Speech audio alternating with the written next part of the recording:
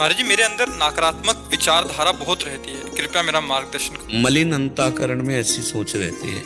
जब हमारे द्वारा कोई गुप्त पाप हो जाते हैं और उनका हमें दंड नहीं मिलता, हमने प्रायश्चित नहीं किया, तो हमको इस तरह जलाते हैं, तो हमें नेगेटिव सोच में, मतलब ऐसे व्यर्थ की चिंतन, ऐसे व्यर्थ की चिंतन, ऐसे नकारात्मक चिंतन जो हमें जलाए, हमें परेशान करे, हमें धर्म विरुद्ध ले जाए, वो मलिन अंतःकरण का। नाम जप करो, उससे ठीक हो जाएगा, बिल्कुल ठीक हो जाएगा। आप नाम जप करो, सही सोच पैदा हो जाएगी, नकारात्मक सोच ही नष्ट हो जाएगी। जो निगेटिव विचारधारा है ये दूसरों को नहीं कष्ट देती है, अपने आप को कष्ट देती है, ये अपने आप को पतन कराती है, अपने आप को जलन पैदा कराती है। नाम जप से ठीक हो जाएगा। जहां अंतःकरण पवित्र हुआ तो आप देखना सकारात्मक सोच आ जाएगी। देखो, सोच में ही आनंद है। कोई घटना बुरी से बुरी हो जाए, आपकी सोच पॉजिटिव हो तो आप बहुत आनंदित हो सकते हो, और बड़ी से बड़ी आनंदमय घटना है आपका निगेटिव सोच हो। एक नकारात्मक सोच के ब्राह्मण थे, तो उनको निमंत्रण देने एक सेठ आया, तो एक और गरीब ब्राह्मण बैठे थे, दोनों को निमंत्रण दिया, घर ले गए, बढ़िया खवाया, 11 दक्षिणा दी।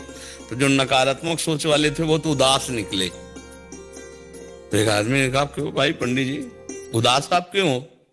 और एक दूसरा बड़ा प्रसन्न था, उनसे कहा तुम प्रसन्न क्यों हो? तो जिससे कहा पूछा तुम प्रसन्न क्यों, तो उसने कहा आज तो भोजन का भी जुगाड़ नहीं था, भगवान की इतनी कृपा हुई कि भोजन मिला और 11 रुपया भी मिल गए। दूसरे से पूछा तुम नाराज क्यों हो, उदास क्यों हो?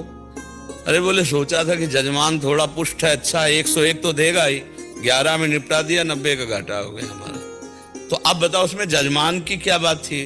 वो अपने आप निगेटिव विचारधारा लेकर वो भोजन भी पाया, 11 रुपया दक्षिणा भी मिली, एक तो खुशी हो रहा है और दूसरा जला जा रहा है कि 90 का घाटा हो गया, 101 तो दक्षिणा देता ही। हमारा विचार था कि 101 10 में निपटा दिया यार, 11 में निपटा दिया, घाटा हो गया। तो हम जो नकारात्मक सोच वाले हैं, तो हमको ही हमारी सोच ही कष्ट दिया करती है। तो ये कष्ट आते हैं हमारे कोई न कोई अशुभ कर्म से। तो हम नाम जप के द्वारा अपने अशुभ कर्मों को नष्ट कर दें तो हमारी भावना ठीक हो जाएगी। तो आपको कौन सा नाम प्रिय है? भगवान का नाम? शंकर भगवान। शंकर जी। तो कैसे जपोगे शंकर जी का नाम?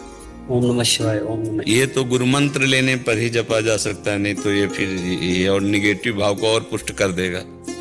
क्योंकि मंत्र, वैदिक मंत्र गुरु पद्धति से ही जपना चाहिए, ऐसे मनमानी नहीं जपना चाहिए जैसे आजकल लोग, ऐसे नहीं। तो अगर शंकर जी का ही जपना है तो शाम्ब सदाशिव, शाम्ब सदाशिव जप सकते हो आप? जपूंगा। बोलो क्या?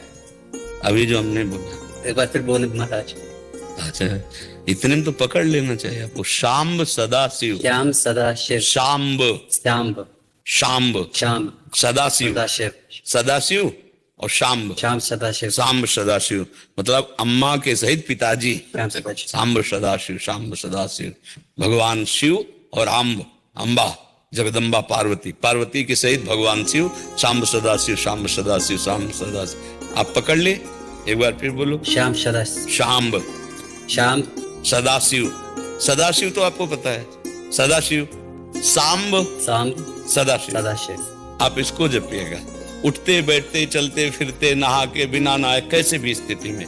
और जब वो मंत्र जपने की बात हो तो किसी गुरु से ले लेना। ये नाम अभी मिल गया है, इसको खूब जपो, ठीक है? आप देखना इसका, ये हम जप करके बता रहे हैं, इसको हमने जप किया है पूर्व में, बड़ा चमत्कारिक है ये। शाम्ब सदाशिव, शाम्ब सदाशिव, शाम्ब मतलब माता जी और प्रभु भगवान शिव दोनों की कृपा प्राप्त होती है इसमें।